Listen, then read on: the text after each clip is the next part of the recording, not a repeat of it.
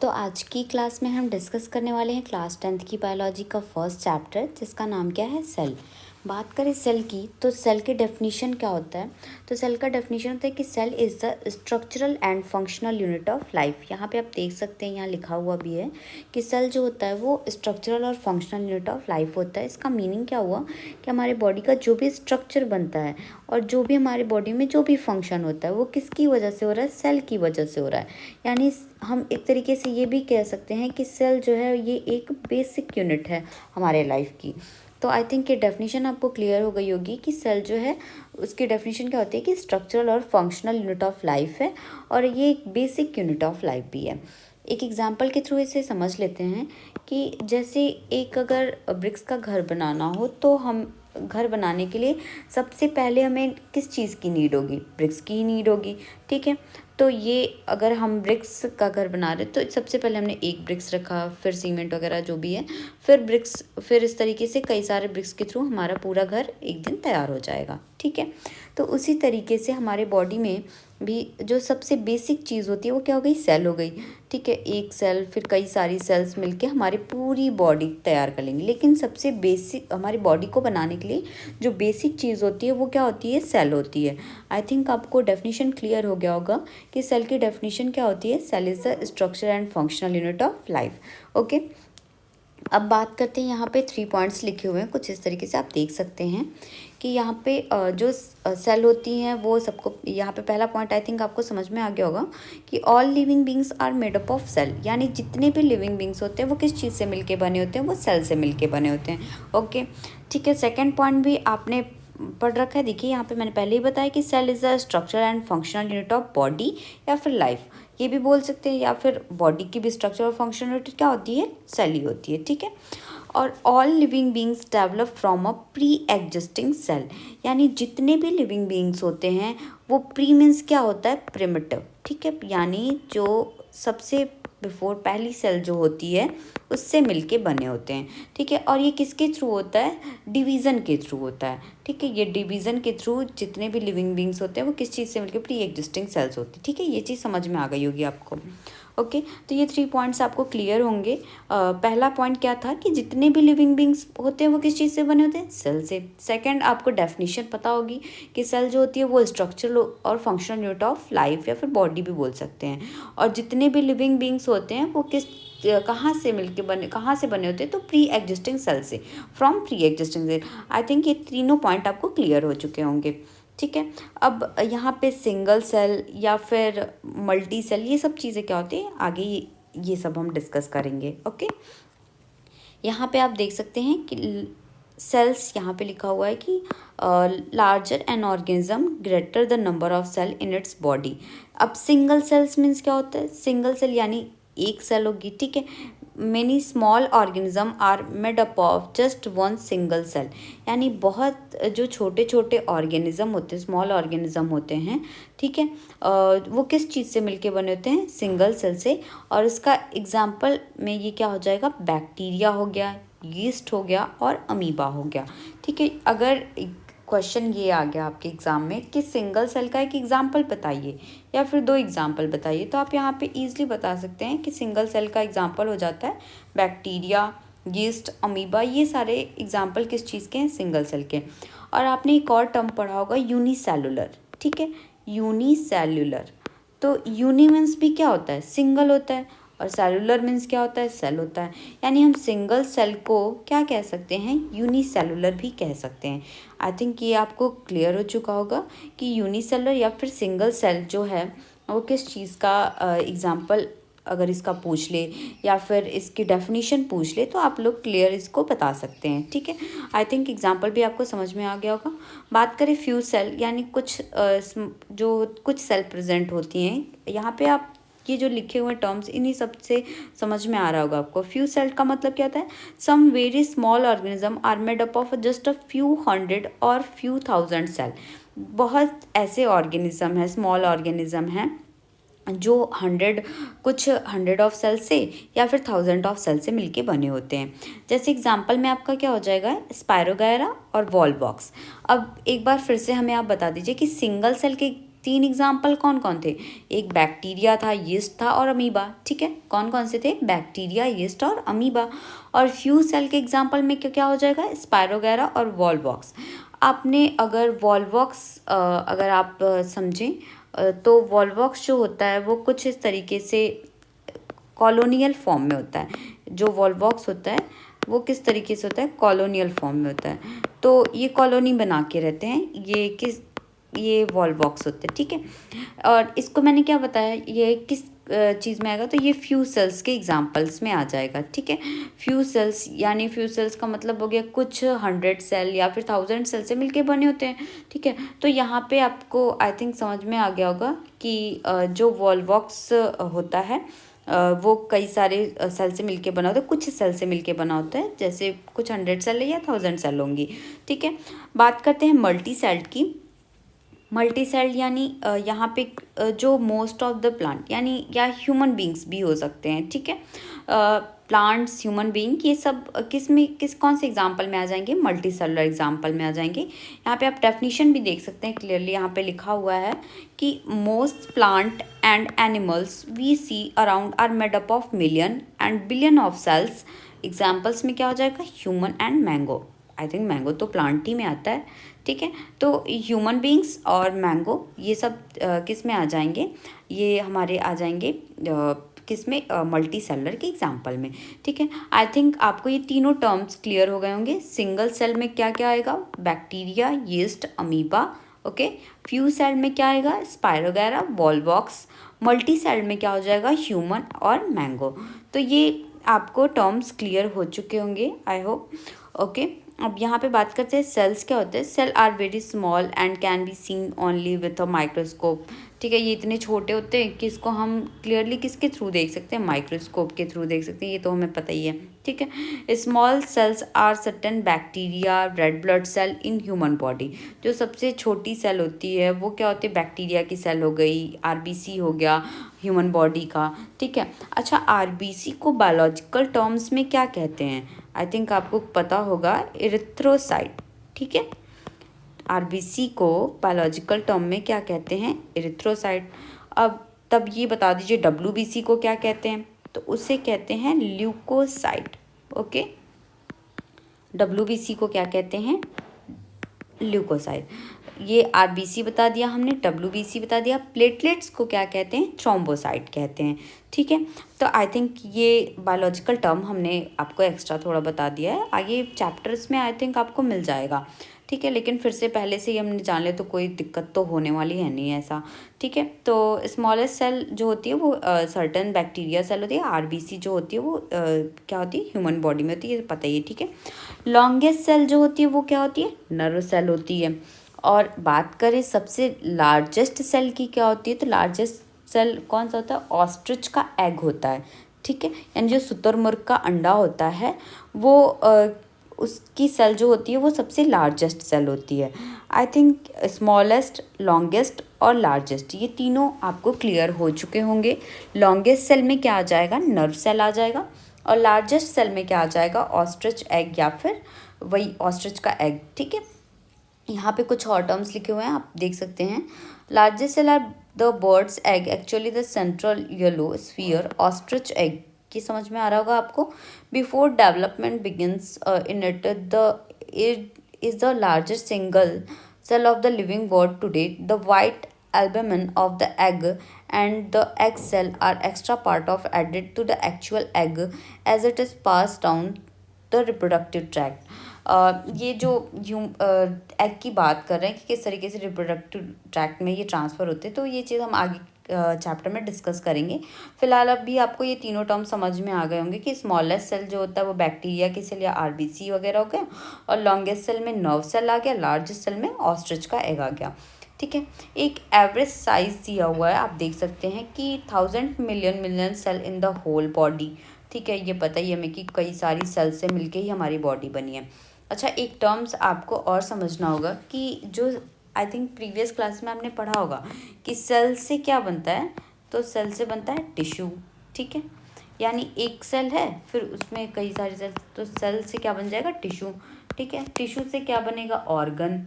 Okay, I think आपको ये याद होगा, ऑर्गन से क्या बनता है, ऑर्गन सिस्टम। ठीक है, ऑर्गन से क्या बनता है, ऑर्गन सिस्टम, और ऑर्गन सिस्टम से क्या बन जाता है, होल बॉडी। ठीक है, ये आपको समझ में आ गया होगा।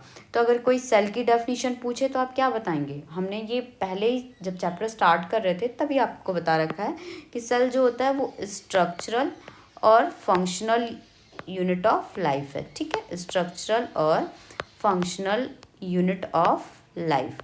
आई थिंक ये समझ में आ रहा होगा आपको। ठीक है, जो सेल होती है वो स्ट्रक्चरल और फंक्शनल यूनिट ऑफ लाइफ होती है। अच्छा, अगर टिश्यू की डेफिनेशन पूछे तो क्या बताओगे, a group of cell is known as a tissue. Okay, organ पूछे तो क्या बताएंगे, a group of tissue is known as a organ. Organ system पूछे तो a group of organ is known as a organ system. और whole body तो a group of organ system is known as a body. I think ये definitions भी आपको clear हो गई होंगी।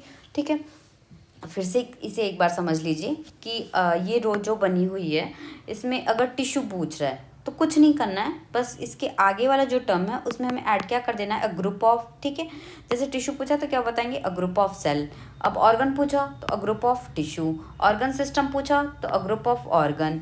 आई थिंक ये क्लियर हो गया होगा आपको कि इसके डेफिनेशन वगैरह। ठीक है, अब यहाँ पे बात करते हैं सेल के शेप्स की। तो different shape of cell are often related to the different function they perform. Human red blood cell are circular and biconcave. अब यहाँ पे biconcave का मतलब समझिए, जो आरबीसी होती है, यहाँ पे आरबीसी की ही बात कर रहे हैं। ठीक है, आरबीसी जो होती है वो सर्कुलर होती है और बाइकॉनकेव होती है। अब बाइकॉनकेव और कॉन्वेक्स, अब अगर आपको समझ में नहीं आ रहा है, आई थिंक आपने फिजिक्स में तो पढ़ा ही होगा, आपको आ रहा होगा, बट ठीक है, अगर कुछ लोग को नहीं आ रहा है तो बाई मीन्स क्या होता है, दो। ठीक है, तो और कॉनकेव, यहाँ पे कॉनकेव और कॉन्वेक्स दो चीज़ें आपने पढ़ रखी होंगी। ठीक है, तो यहाँ पे पहले मैं आपको कॉनकेव और कॉन्वेक्स बता दे रही हूँ। जैसे एक होता है कॉन्वेक्स होता है और एक चीज़ क्या हो गई, कॉनकेव हो गई।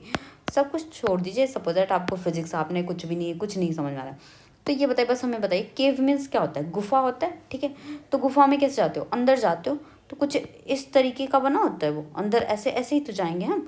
तो ये चीज़ क्या हो गई, कॉनकेव। इस सरफेस को हम क्या कहते हैं, कॉनकेव कहते हैं। ठीक है, तो अब लेकिन टर्म हमारा क्या आया था, बाई कॉनकेव। ओके, यहाँ पे टर्म क्या आया था, बाई कॉनकेव। तो बाई मीन्स क्या होता है, टू। ठीक है, दो चीज़ जो होती है उसको हम बाई टर्म यूज़ कर लेते हैं। और कॉनकेव मैंने आपको ये बता ही रखा है। और अगर हम कॉन्वेक्स की बात करते हैं तो कॉन्वेक्स कुछ इस तरीके से होता है, जो ऊपर वाली ये सरफेस होती है ये क्या हो गई, कॉन्वेक्स होती है। ठीक है, आपको टर्म्स क्लियर हो रहे होंगे कि कॉनकेव और कॉन्वेक्स क्या होता है। ठीक है, तो यहाँ पे अगर हम बाई कॉनकेव की बात करें, सपोज दैट आपको अगर शेप बना के दे दिया तो आपको आना तो चाहिए ना कि वो होता क्या है, बाई कॉनकेव का शेप कैसा होता है। तो ये मैंने बताया ना, बाई मीन्स क्या होता है, टू होता है, और कॉनकेव कुछ इस तरीके से। यहाँ पे आप देख सकते हैं कि ये एक कॉनकेव हो गया और एक यहाँ पे दो कॉनकेव हो गया। तो ये चीज़ आपको समझ में आ रही होगी, एक ये कॉनकेव और दूसरा ये कॉनकेव। ठीक, तो ये इसका हम इसे बाई कॉनकेव तो कह सकते हैं ना। ठीक है, तो आरबीसी का जो शेप होता है वो कैसा होता है, बाइकॉनकेव होता है। आई थिंक आपको क्लियर हो गया होगा कि सर्कुलर और बाइकॉनकेव होता है। ठीक है, for easy passage through blood capillaries and to transport oxygen, RBC का जो वर्क होता है ये चीज़ बता दी आपको। ठीक है, वाइट ब्लड सेल होती है वो क्या होती है, अमीबॉइड, यानी अमीबा लाइक मूवमेंट करती है। जिसका जो अमीबा होते हैं वो यहाँ पे अमीबा से आपको यहाँ पे आप देख सकते हैं, अमीबा में एक फीचर होता है कि उसमें सेल वॉल प्रेजेंट नहीं होती है। ठीक है, अमीबा में सेल वॉल नहीं होती। अब बहुत सारे क्वेश्चंस आ रहे होंगे कि मन में कि सेल वॉल, अब ये नया टर्म क्या इन्होंने बोल दिया। तो इसमें कुछ भी ऐसा सोचने की ज़रूरत नहीं है, आप बस टर्म को ऐसे खुद ही डिवाइड कर लीजिए, आपको ईजिली समझ में आ जाएगा। सेल, ठीक है, और वॉल, यानी सेल की जो वॉल होती है उसी को हम क्या कहते हैं, सेल वॉल कहते हैं। अब डेफिनेशन तो ये बताएंगे नहीं तो, लेकिन ये सेल हो गई। ठीक है, और आप खुद ही सोचिए, वॉल जो होती है बाहर की तरफ होती है, तो ये बाहर की तरफ जो हो गया वो क्या हो गया, वॉल हो गया। ओके, समझ में तो आ रहा होगा। अब यहाँ पे इसकी डेफिनेशन अगर लिखनी होगी तो द आउटर थिक लेयर, ये टर्म याद रखिएगा, thick layer. Okay, the outer thick layer of cell is known as is known as cell wall. Okay, क्या ये आपको समझ में आ रहा है सेल वॉल? ठीक है, तो लेकिन ये सेल वॉल बस मैंने बता दिया है आपको, क्योंकि मैंने ये टर्म यूज़ कर लिया था, तो इस वजह से मैंने आपको इसे एक्सप्लेन कर दिया है। तो ये सेल वॉल जो होती है ये किस में प्रेजेंट नहीं होती है, तो ये सेल वॉल जो होती है वो अमीबा में प्रेजेंट नहीं होती है। अब अमीबा में सेल वॉल प्रेजेंट ना होने की वजह से ये अपना शेप जो होता है वो चेंज करता रहता है। ठीक है, कभी कोई शेप भी बना लेगा। तो जो अमीबा का शेप होता है वो कैसा होता है? इर्रेगुलर शेप होता है। ठीक है, इसका कोई शेप नहीं होता। ठीक है, ये कोई भी शेप करके चेंज करता रहता है अपना, कभी इस तरीके का बना लेगा, कभी कुछ भी बना लेगा, तो ये अमीबा हो गया। ठीक है, आई थिंक आपको समझ में आ रहा होगा। तो ये लेकिन जो WBC होती है उसका, उसमें जो मूवमेंट होता है वो किस तरीके से, यानी अमीबा लाइक मूवमेंट होता है। ठीक है, WBC में जो मूवमेंट होता है वो किस तरीके का मूवमेंट होता है? Amoeba like. यहाँ पे आप देख सकते हैं लिखा हुआ है amoeba like movement with pseudopodia. अब यहाँ पे स्यूडोपोडिया एक नया टर्म आया है। तो ये स्यूडोपोडिया आई थिंक आपने प्रीवियस क्लासेस में पढ़ा होगा, तो आपको समझ में आ रहा होगा, बट ठीक है अगर याद नहीं आ रहा होगा तो उस टाइम के लिए हम आपको ये एक्सप्लेन कर रहे हैं। ठीक है, तो यहाँ पे स्यूडोपोडिया जो टर्म है आप समझ सकते हैं, स्यूडोपोडिया। ओके, तो यहाँ पे स्यूडो मीन्स क्या होता है? स्यूडो मीन्स होता है बेटा फॉल्स। ठीक है, यानी कुछ भी झूठा, और पोडिया मीन्स क्या होता है? फुट या फिर पैर। ठीक है, तो फॉल्स फुट को हम क्या कहते हैं? स्यूडोपोडिया कहते हैं। आई थिंक आपको स्यूडोपोडिया समझ में आ रहा होगा। यहाँ पे पी जो है वो साइलेंट है, तो ये पी जो है वो साइलेंट है। ठीक है, ये साइलेंट, ये तो गायब ही हो गया था बट ठीक है अभी तो आ गया फिर से। तो ये पी जो है वो साइलेंट है। आपको ये समझ में आ रहा होगा कि ये स्यूडोपोडिया, स्यूडो वर्ड अगर कहीं भी आता है तो इसकी मीनिंग क्या होती है? फॉल्स होती है।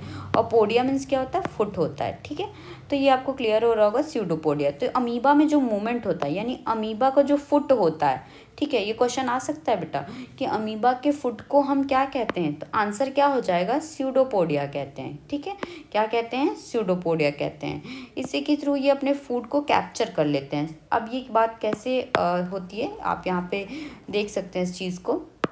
जैसे ये कोई अमीबा है, ठीक है, अब ये फ्लोट कर रहा है, सपोज दैट ये न्यूक्लियस है और ये फ्लोट कर रहा है। ठीक है, अब इसमें क्या हुआ? यहाँ पे इसका फूड आया, तो अब ये क्या करता है? ये अपने फूड को किस तरीके से, कुछ इस तरीके से कैप्चर करने के लिए, ये देखिए कुछ इस तरीके से करता है और इसको अपने अंदर इंगल्फ कर लेता है। ठीक है, तो ये जो फूड को कैप्चर करता है वो किसके थ्रू कर रहा है? किसकी हेल्प से कर रहा है? तो आंसर क्या हो जाएगा हमारा कि ये स्यूडोपोडिया की हेल्प से कर रहा है। ठीक है, ये किसकी हेल्प से कर रहा है? स्यूडोपोडिया की हेल्प से कर रहा है। आई थिंक ये क्लियर हो गया होगा आपको, स्यूडोपोडिया वर्ड। ठीक है, तो ये आरबीसी का शेप एक बार फिर से हमें बता दीजिए। सर्कुलर होता है और बाइकॉनकेव होता है। बाइकॉनकेव मैंने बता दिया आपको, आई थिंक समझ में आ गया होगा।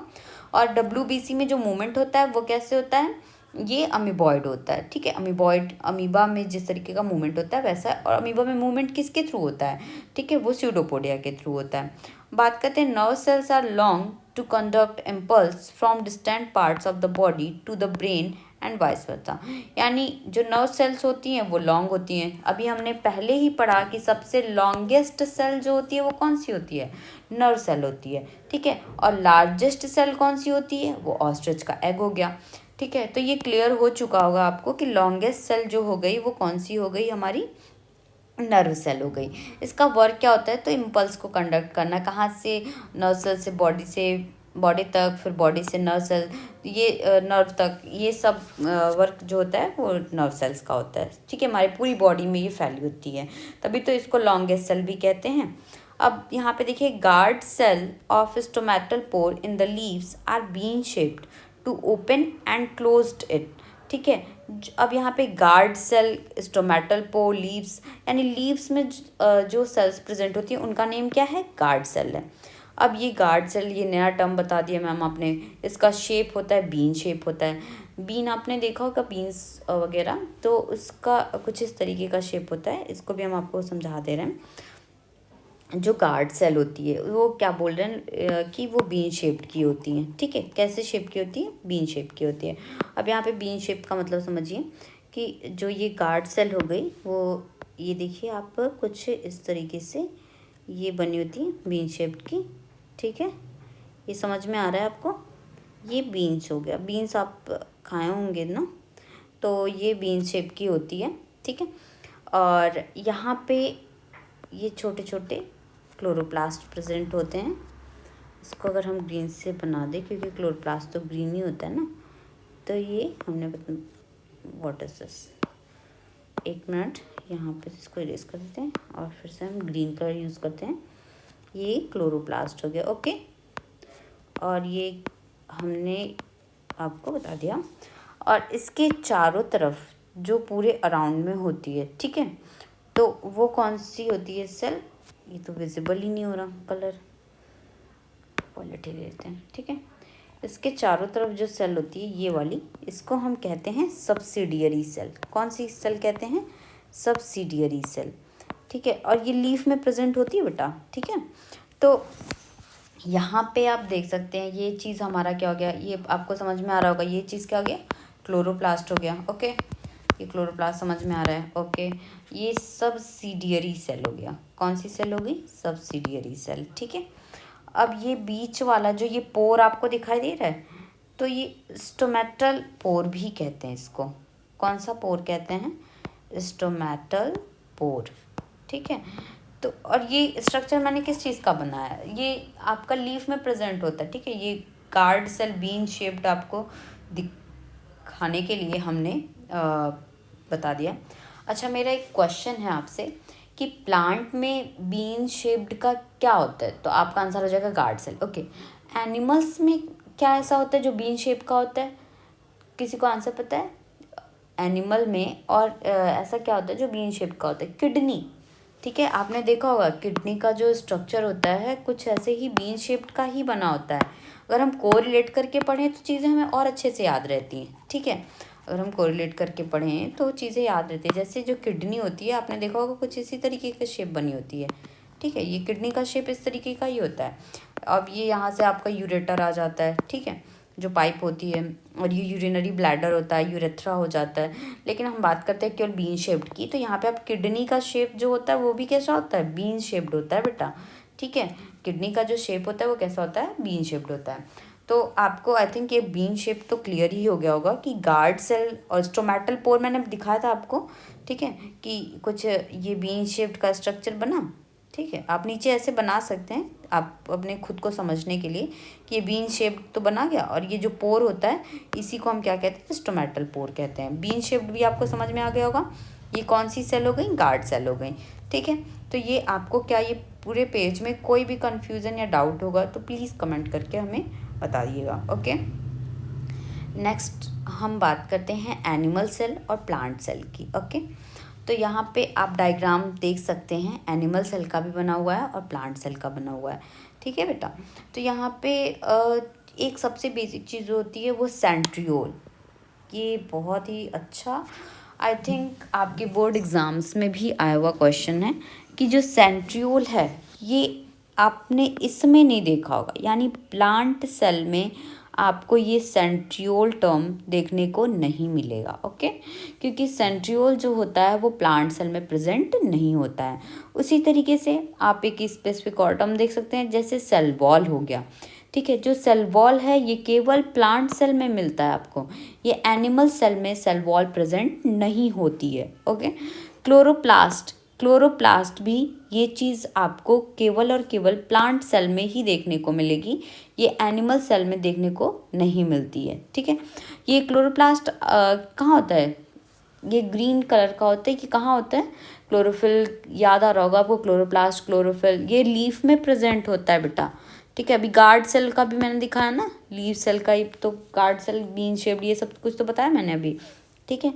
अच्छा, वैक्यूल, यहाँ पे ये आप देख सकते हैं, वैक्यूल जो होता है ये प्लांट सेल में प्रेजेंट होता है, ठीक है। ये प्लांट सेल का 80 to 90% जो पार्ट होता है वो कवर किए रहता है। देख रहे होंगे आप कि पूरा लार्ज इस तरीके का बना हुआ है, और ये मैक्सिमम पार्ट जो होता है वो कवर किए रहता है प्लांट सेल का। इसी वजह से या इसका न्यूक्लियस जो होता है, ये वैक्यूल जो होता है, ये आप देख पा रहे हैं, ये वैक्यूल पूरा जो मैंने ग्रीन कर दिया है पोर्शन, ठीक है। तो ये वैक्यूल जो होता है वो क्या है कि ये पूरा पार्ट जो है वो इतना पार्ट मतलब कवर कर लेता है, जिसकी वजह से जो ये न्यूक्लियस है ये कॉर्नर में शिफ्ट हो जाता है, जबकि जो ये थोड़ा सा सेंटर में होता है एनिमल सेल का न्यूक्लियस। आई थिंक आपको ये क्लियर हो रहा होगा, ठीक है। तो कुछ अगर हम बेसिक ऐसे 2-3 ऐसे ओरली मतलब कैसे डिस्टिंग्विश करेंगे प्लांट सेल और एनिमल सेल को, तो आप बोल सकते हैं कि एनिमल सेल में जो होता है वो सेल वॉल प्रेजेंट नहीं होता है, और प्लांट सेल में जो होता है वो सेल वॉल प्रेजेंट होता है। आई थिंक क्लियर हो रहा होगा आपको, ओके। और एनिमल सेल में सेंट्रियोल्स प्रेजेंट होते हैं, लेकिन ये सेंट्रियोल प्लांट सेल में प्रेजेंट नहीं होते हैं, ओके।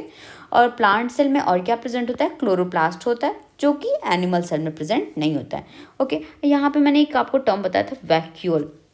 जो ये वैक्यूल होता है बेटा, ये तो जैसे प्लांट सेल में प्रेजेंट होते हैं, इसका वर्क जो है वाटर स्टोरेज, ये वाटर को रखना होता है, तो ये वैक्यूल तो हमें समझ में आ रहा है। लेकिन ये एनिमल सेल में जो होता है ये वैक्यूल आपको कहीं दिख रहा है? नहीं, बट होता है, बहुत ही छोटे छोटे वैक्यूल होते हैं, माइन्यूट वैक्यूल होते हैं जो निग्लेजिबल होते हैं। तो इसे हम ये भी बोल सकते हैं कि वैक्यूल जो वो कैरेक्टरिस्टिक प्लांट सेल का ही है मेनली। लेकिन अगर कोई कहे कि तो क्या एनिमल सेल में वैक्यूल्स प्रेजेंट नहीं होते हैं, तो आपका आंसर तुरंत क्या हो जाएगा कि होते हैं, लेकिन बहुत ही छोटे छोटे होते हैं। आई थिंक आपको ये चीज़ें समझ में आ रही होंगी, ठीक है। माइटोकॉन्ड्रिया आपने पढ़ा ही होगा। Mitochondria power house of the cell, यानी एनर्जी हमें प्रोवाइड करता है। माइटोकॉन्ड्रिया भाई एनिमल सेल में भी प्रेजेंट होता है और प्लांट सेल में भी प्रेजेंट होता है, ठीक है। आपको समझ में आ रहा है कि नहीं डायग्राम? ये जो माइटोकॉन्ड्रिया होता है हमारा वो एनिमल सेल में भी प्रेजेंट होता है। यहाँ पे आप देखिए एनिमल सेल में भी बना हुआ है और प्लांट सेल में भी बना हुआ है। यानी अगर डायग्राम आ गया एनिमल सेल और प्लांट सेल का, तो कोई बहुत बड़ा टफ डायग्राम ये नहीं है, ठीक है। बस आपको बेसिक बेसिक चीज़ें याद रखनी है। आपको ऐसे ऐसे रॉड शेप का बना के ये सेंट्रियोल दिखा देना है, ये केवल बेटा एनिमल सेल में दिखाना है। ये ऐसा नहीं कर देना कि रॉड शेप तुरंत बना के प्लांट सेल हमने लिख दिया, तो तुरंत गलत हो जाएगा। सेंट्रियोल जो वर्ड है वो केवल और केवल किस में प्रेजेंट होता है? एनिमल सेल में, ओके। अब यहाँ पे जो सेल वॉल भी मैंने बताया था ना, सेल की आउटर वॉल, आप खुद सोचिए, वॉल यानी दीवार, ठीक है। तो वो बाहर ही तो होती है, आउटर सरफेस पे ही तो होती है। तो यानी जो प्लांट की वॉल होती है, आउटर वॉल होती है, उसी को हम क्या कहते हैं? सेल वॉल कहते हैं, ठीक है। अच्छा, यहाँ पे 2 टर्म आते हैं, एक होता है सेल वॉल और एक होता है सेल मेम्ब्रेन। यहाँ पे आप देख रहे हैं 2 टर्म है, सेल वॉल और सेल मेम्ब्रेन। तो इसकी डेफिनेशन अगर आपको लिखनी हो, देखिए ये भी बाहर की तरफ ही है और सेल मेम्ब्रेन भी जो है वो बाहर की तरफ भी है। लेकिन इसमें दोनों में अंतर क्या है? तो आप बोलेंगे कि ये थिक लेयर होती है। ये कैसी लेयर होती है? ये थिक लेयर होती है। कौन सी? Cell wall. और सेल मेम्ब्रेन जो होती है वो कैसी होती है? ये थिन लेयर होती है। आई थिंक आपको क्लियर हो रहा होगा कि सेल वॉल जो होती है वो थिक लेयर होती है और सेल मेम्ब्रेन कैसी होती है? ये थिन लेयर होती है, ठीक है।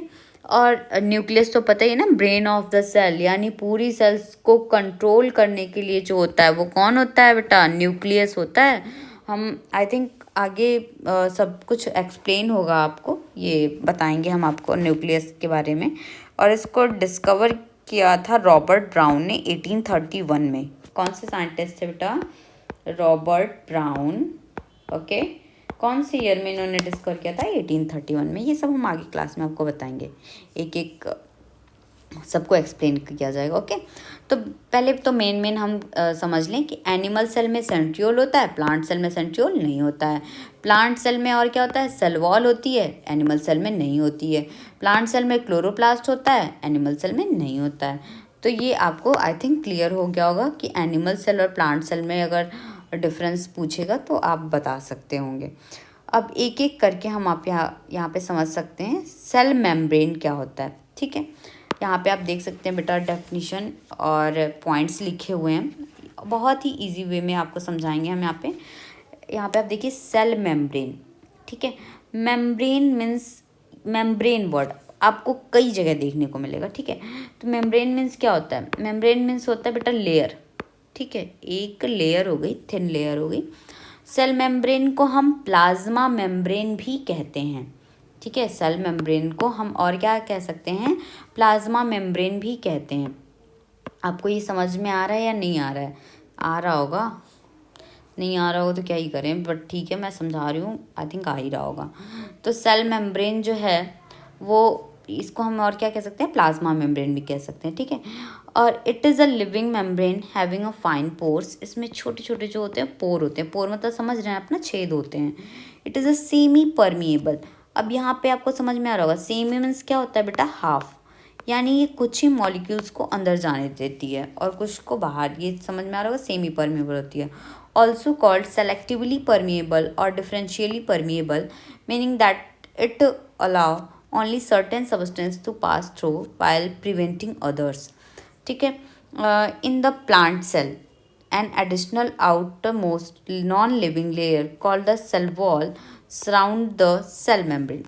अब ये लाइन आपको समझने के लिए यहाँ पे आप डायग्राम की हेल्प ले सकते हैं।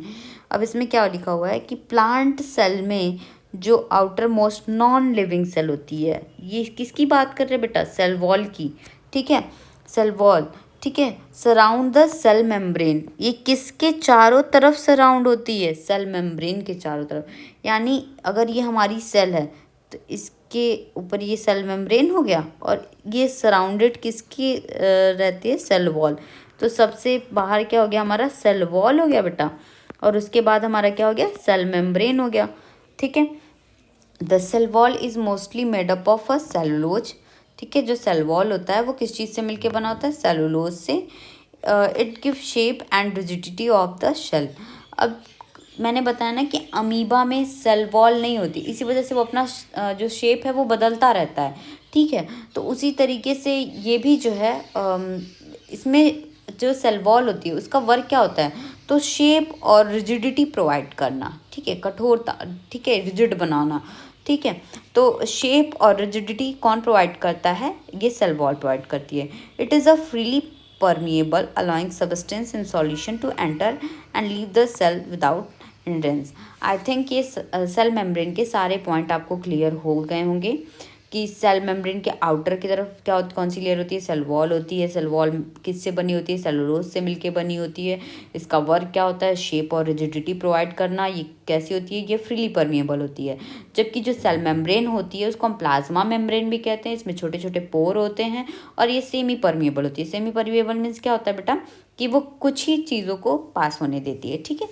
अब यहाँ पे साइटोप्लाज्म, नेक्स्ट क्या है, साइटोप्लाज्म। तो नेक्स्ट क्लास में हम आपको साइटोप्लाज्म के बारे में बताएंगे, ओके।